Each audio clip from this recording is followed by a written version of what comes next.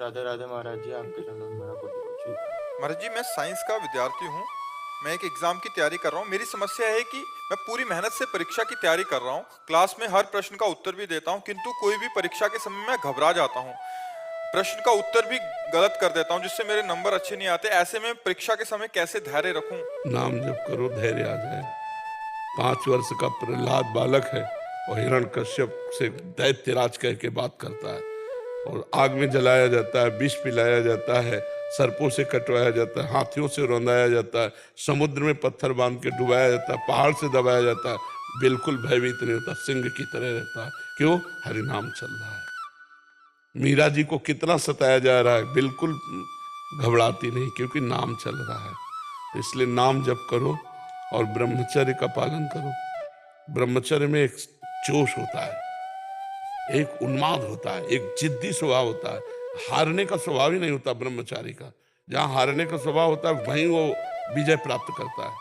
जैसे ठंडी में बहुत प्रारंभ में ठंडी लगती तो गंगा जी में जा खड़े हो जाते हैं, अब मंत्र जप करते हैं। धीरे धीरे शरीर को ऐसा अभ्यास हो गया, ठंड हवा अभ्यास योग युक्त है ना। डरो किस बात से, किस बात से घबराहट? जब हमारी वीर शक्ति क्षीण हो जाती है, स्मृति कमजोर होने लगती, तो एक घबराहट पैदा होने लगती, हमें अपने ऊपर विश्वास नहीं होता, तभी तो घबराहट पैदा होती। नहीं नहीं, नाम जप करो, थोड़ा व्यायाम करते हो, दंड बैठक मारते हो, हाँ, ब्रह्मचर्य से रहो और सात्विक भोजन करो और नाम जप करो, एकदम हाजिर जवाब, एकदम सिंहवत रहो। मनुष्य जीवन मिला है ढंग, किस बात से घबरा? फेल ही तो हो जाएंगे, फिर पढ़ेंगे, फिर पास होंगे। एक ही ये क्या कि पढ़े लिख करके ही हमारा जीवन बनेगा? एवं व्यापार करेंगे, किसानी करेंगे, लेबरी करेंगे, घबराना क्या है? बिल्कुल मस्त रहना चाहिए, घबराना नहीं। बहुत याद करो, घबरा गए तो भूल गए। महाराज जी, बहुतों का प्रश्न है। हाँ काफी जो बच्चे होते हैं पढ़ते हैं, वो मेन इंटरव्यू में या मेन परीक्षा में। हाँ, घबराने की क्या जरूरत है? पढ़े जो हमने पढ़ा लिखा है, अगर हम घबरा जाएंगे तो पढ़ा लिखा जो भी है वो भी भूल जाएंगे। इसलिए घबराने की और इससे रोकने के लिए नाम जप की जरूरत है, ब्रह्मचर्य की जरूरत है, सात्विक आहार की जरूरत है, और अपने को स्वभाव को बदलने की जरूरत है। लूज स्वभाव नहीं रखना है, एकदम कट्टरता से उत्तर देना, जितना आता है उतना उत्तर दिया, फेल हो गए कोई बात नहीं, आगे फिर पढ़ेंगे। महाराज जी, उसमें दो कारण बच्चे बताते हैं। वो कहते हैं कि एक तो एक साल पूरी परीक्षा के लिए तैयारी की, दूसरा माता पिता का एक साल पैसे लगे और फिर फेल हो गए, और समाज का और माता पिता। कुछ नहीं सोचना चाहिए, कुछ नहीं सोचना चाहिए। समाज क्या समझे? प्रेशर तो दिमाग में हमारे पड़ रहा है, समाज से क्या मतलब? पहले फ्री हो जाओ, एकदम मस्त, फेल होंगे या पास मुझे कोई चिंता नहीं, पहले ऐसे फ्री हो और फिर जा करके करो तो पास हो जाओगे। पहले कहीं फेल ना हो जाऊं, फेल ना हो जाऊं, फेल कैसे हो जाएंगे? हमने पढ़ाई पढ़ी तो दंड बैठक मारो, सात्विक भोजन करो, ब्रह्मचर्य का पालन करो, नाम जप करो, सब कुछ ठीक हो जाएगा, बिल्कुल घबराहट खत्म हो जाएगी। महाराज जी, ऐसे में ही आगे चल के फिर वो गलत भावना आ जाती है। हाँ, अब जैसे माता पिता डांट रहे हैं और मित्रजन उपहास कर रहे हैं, और उसका डरपोक स्वभाव तो लगता है अब सब कर लो यही ठीक है। बच्चे इसी में पहुंच जाते हैं फिर कि अब यार कैसे दोस्तों के बीच में मुंह दिखाएं, वो कह रहे हैं कि लो हम पास हो गए, तुम फेल हो गए। माता पिता घर जाओ, देखो ना वो पास हो गया, इतना रुपया लगाया, और वो बेचारा डिप्रेशन में बच्चा चला जाएगा, या तो फिर की सोच लेगा। ऐसे नहीं करना चाहिए यार, मनुष्य जीवन मिला है, बड़ा मस्त जीवन रखना चाहिए, इसमें नहीं कमजोरी नहीं लानी। हम कहते प्रमाद नहीं, प्रमाद और मस्ती में अंतर है।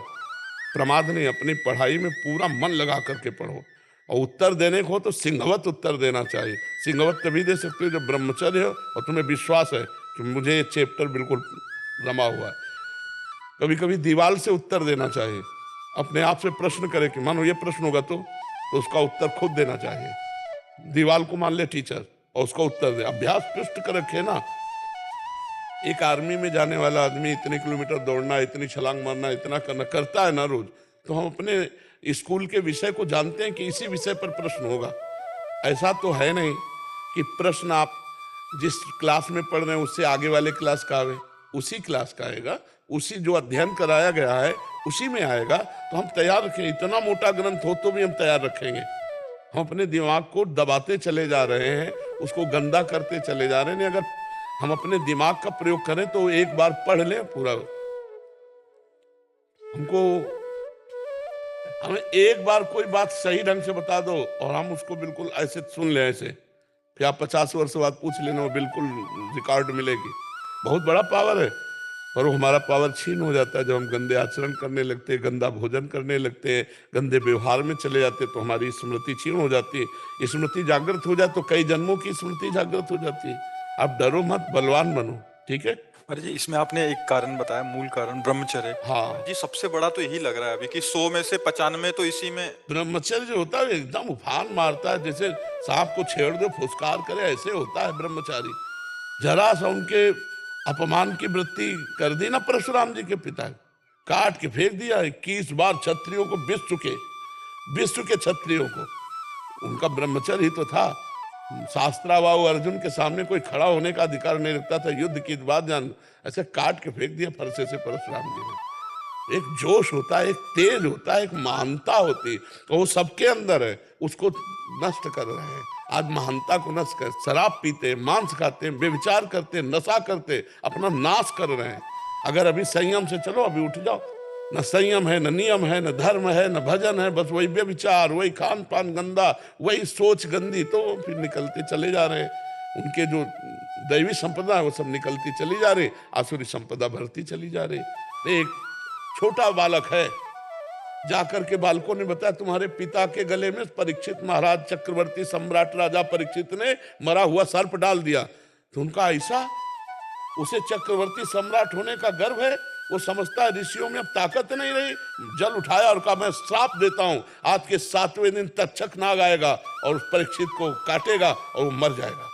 बालक थे श्रृंगी ऋषि, कोई ऋषि नहीं काट सका उनके वाक्य को। वो आखिरकार 7वें दिन सांप आया और काटा और महाराज का शरीर छूटा।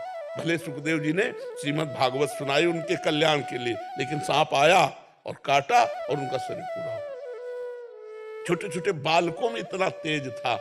आज क्या हो रहा है? आज हमारे बच्चे बॉयफ्रेंड, गर्लफ्रेंड, दलित दुराएं, नशा, इनमें सब फंसे। इस समय ब्रह्मचर्य का समय, पढ़ाई का समय कि गर्लफ्रेंड बॉयफ्रेंड का समय? समय आएगा, गृहस्थी में जाओगे, ब्याह होगा, वो अपने उस विषय को भोगो। ये अभी विषय भोगने का टाइम है, नई अवस्था है, अपने लक्ष्य की प्राप्ति का समय। तो सब नष्ट भ्रष्ट हो रहे। माता पिता कुछ कहें, लड़के उनको धमकी दे रहे हैं, ज्यादा कहें तो लड़के उनको मारे दे रहे हैं, माँ को पिता को लड़के मारे दे रहे हैं। आज शासन खत्म हो रहा है, इसीलिए सब न अपने ऊपर शासन है, न माता पिता का शासन मान रहे हैं, न शास्त्रों का शासन मान रहे हैं, तो मनमानी आचरण करके भ्रष्ट होते चले। वो धमकी दे रहे हैं माता पिता को, बेचारे प्यार में चुपचाप दबे रहे हैं, और इतने दबे हैं, कोई डंडा मार रहा है, कोई घर के बाहर निकाल रहा है। ये है आज की पढ़ाई का फल नए नए बच्चों के। जहाँ विद्या विनयम ददाति, माँ को भगवान के समान मानना चाहिए, पिता को भगवान के समान मानना चाहिए, विनय युक्त व्यवहार करना चाहिए, नशा प्रपंच से दूर रहना चाहिए, दूसरे की माताओं बहनों को पवित्र भाव से देखना, ये ज्ञान है। तो अज्ञान की धूम मच रही है। अगर कोई दूसरे की बच्ची को छेड़ रहा है तो वीडियो बना सकते हैं, लेकिन बचा नहीं सकते। आज का समय ऐसा है, प्राण चाहे निकल जाए, कूद पड़ना चाहिए। भेड़िए की तरह तुम्हारा स्वभाव हो गया है। जहां माता मैंने देखी, सोने की जंजीर देखी, खींच लिया, वो गिर पड़ी, वो ऐसे उपद्रव किए। ना कोई शास्त्र शासन मान रहा है, ना अपनी इंद्रियों पर शासन कर रहा है, ना माता पिता का। अच्छा, माता पिता भी एक सीमा तक डांट सकते हैं, अब बच्चे सयाने हो गए, क्या डांटे? तो हमें खुद संभलना होगा, हमें खुद अपने मन और इंद्रियों पर शासन करना होगा। तो आप लोग जैसे नए बच्चे हो, अच्छे आचरण वाले बनो, डरने की जरूरत नहीं है। गंदे कामों से डरो, बुरे आचरणों से डरो, अच्छे आचरण वाले बनो। मर्जी एक और बात आपके संज्ञान